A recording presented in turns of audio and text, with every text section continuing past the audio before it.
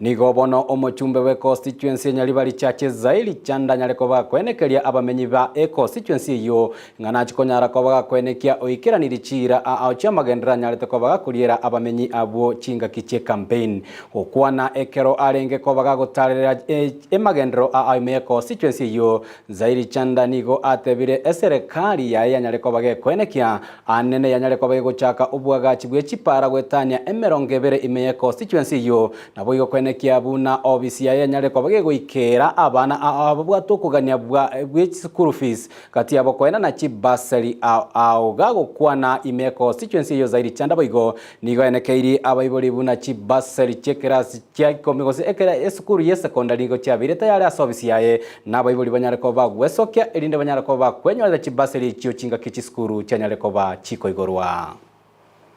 Usiwe na wasiwasi, nitafanya kazi kulingana na kiapo ambayo nilikula kwamba nitatumikia na kutetea haki ya watu wetu wa Nyaribari Church. Ambazo zimekwama, kuna zile ambazo ni za lami, kuna hizi mamaram roads. Saa hizi vile tunaongea siku ya leo nikisimama Nyabisabo, tunatengeneza barabara. Mumeona hizi mabarabara zetu vile zilikuwa zimeharibika. Lakini saa hii ninatengeneza barabara 23 na nimezifungua. Sasa nikatangaza na nikasema kwa sababu tuko na wazazi wako na watoto katika secondary schools, ni lazima tuwapatie na wao basari za secondary schools.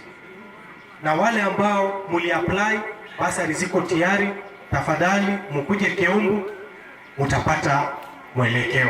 Na sasa vile shule zimefunguliwa, ninawaomba tafadhali muje Keumbu.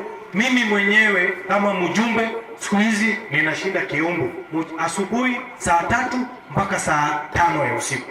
Lakini mimi nikasema tuchukue na sisi hizo nafasi, tupatie vijana wetu, watoto wetu na wasichana wetu waweze kupata nafasi, waende huko wakae miezi 6 waangalie vile kazi iko namna gani. Wanalipwa shilingi $1000 kwa mwezi ambaye ni 1135.